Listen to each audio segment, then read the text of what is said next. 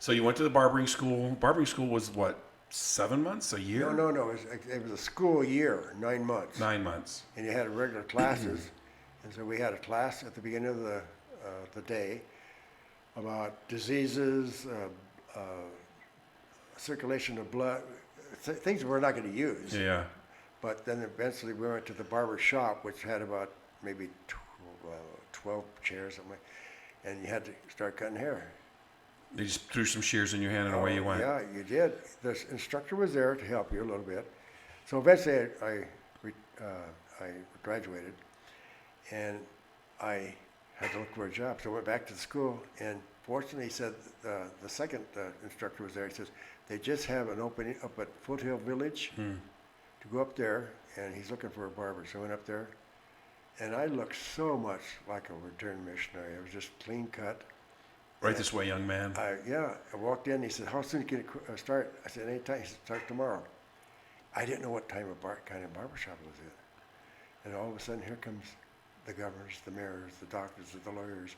I thought, what the hell is going on? I got slightly shook up because I never... These are bigwigs. Yeah, and the president of the university and all that stuff, and the professors. Would you know who they were? Were they like, sit down and my name is... At first I didn't, because I didn't know any of that. Yeah. Because I was still fresh in Utah. Yeah.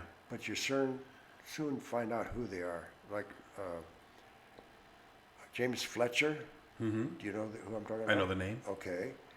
I cut a lot of professors. We're getting a new president of the University of Utah. Mm-hmm. And I said, what's his name? He says, James Fletcher. So I'm cutting hair, and this man comes in, sits down, waiting. I get him in the chair. And I said, are you new in town? He said, yeah, I come to Salt Lake to pick up a job here. And I said, what kind of job is that? He said, over at the school. I'm going to be the president of the University of Utah. Oh, he said it. Okay. Oh, he said it. I said, oh, you're James Fletcher. You know my name? I said, of course I do. Because it's all in front of me. Wow. I had him for 7 years. You were his barber. I was his barber from then on. And he came in one day and he said, I'm going to quit the university, and NASA is going to pick me up. That's right. He went to Cape Kennedy, and he took over that. Kind of brought him back on task. Yeah, I did, because that's what he did. That was his job, yeah. That was his job before.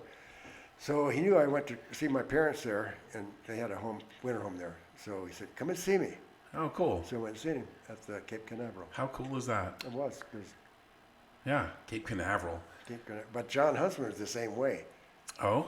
He came in one day, and I got him. I knew he was just a businessman, okay?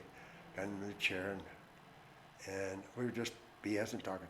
I said, the dome at the university where they play basketball, they just finished it. And I was talking to him about it, and he said, they're going to name it after me. I said, can you believe that? Why did they name it after you? He says, because I just gave him several $1 million. I think it was $1 million. It was a lot of money, whatever the price was. I said, well, that's a good reason. That's a solid reason. We became buddies, and he let me come up. My wife and I go to all his parties at John Huntsman's when he had parties, and he let us go up to the Delta Center to see all the games. How nice. That's where I met Thomas Monson. Tommy. Well. Did you call him Thomas? Well. Mr. Monson? No, because he's an apostle, just an apostle then. Okay. And we hit it off. He'd come in, we'd go out BS and all that. And he came up to me one day and he said, call me Tommy. And I couldn't do it. Yes, sir, Mr. Monson. No, Thomas. Okay. Thomas.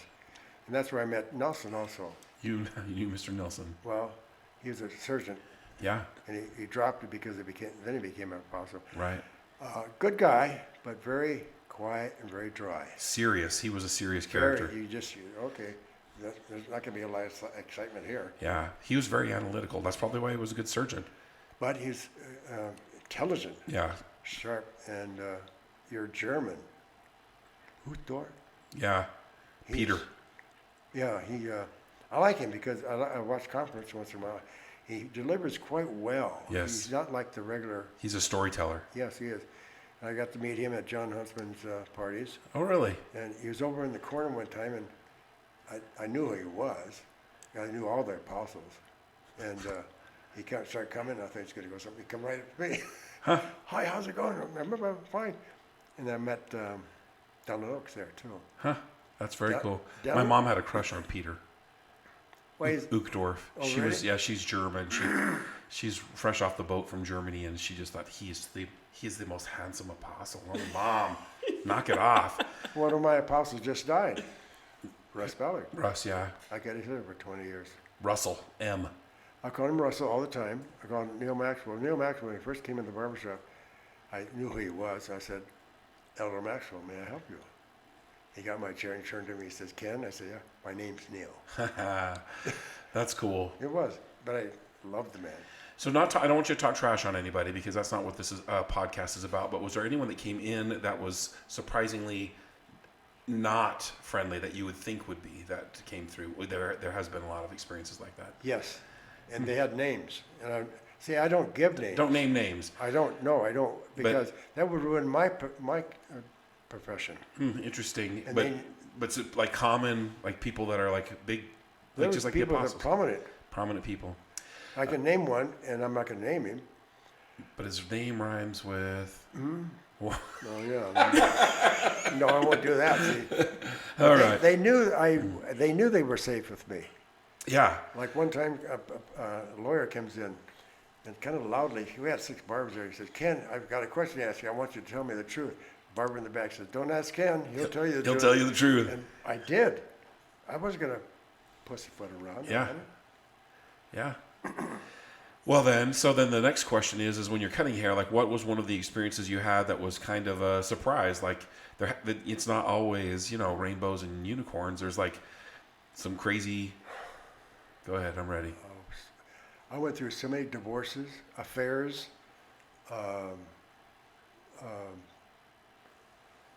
just people spill their guts. young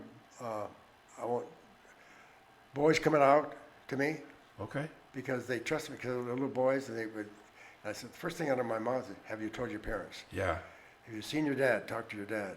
You've got to do that." Yeah. I encouraged them. My missionaries did that, some of that too. Now that's not naming names now. No. Okay. Man, I appreciate that. It seems to me that the era of having that's my barber Yes. is not a thing anymore like it used to be. Well. Is it? Yeah, no, it's not, because I think the transition there, men were barbers and women were Beauticians. Mm-hmm. They used to call them beauty shop, beautician, something like that. Yeah. They don't call them that anymore. But I think that changed a little bit. I don't know. I didn't have the experience of that because I was man to man. Yeah. And that's all it was. And Right. they trusted you so well, so much. In fact, one time we were up at Alto a long time ago. Shirley and I were hiking, and we knew a bar that down in Alto, so we went up to the back door. When you go from bright light to dark, I couldn't see the hand in my front of my face, and the door was closed. I started to adjust, and was one of my customers sitting at the bar. He wasn't with his wife. Dun dun dun. He looked at me, and I looked at him. He said, "This is our secret, isn't it?" I said, "Yes." Yes. And he knew he could trust me. I'll see you next week. Yeah, sure. I expect a really nice tip. Yeah. I know that's threatening, though. Yeah. But you make your own choices, sir. But I went through a lot of sad but true. I averaged almost a suicide a year. That you knew the person? When I was cutting their hairs. Yeah. Or if I missed that year, somebody else, one of the 6 had a suicide. Interesting. And all types. You pick on one area. We are in Mormon land. Of course, that would lean more towards the Mormonism. But there was a Catholic young man that committed suicide. We had a dentist. I have to be careful there. That's all I'm going to say. And in fact, 2 of them. Psychiatrists. Talking about psychiatrists and psychologists. They're having a big meeting up there at the university all together, which I didn't know they did that. But anyway, they were all done. So one got up and said, "I got to go get a haircut." And they said, "Where do you go?" "I go down to Foothill and get Ken." We do too. Huh. Not all of them, of course, but Yeah. they said, "We should give Ken an honorary degree into psychology. He has more patience than I've got." That's a little truth. That is. I can see that being a little true.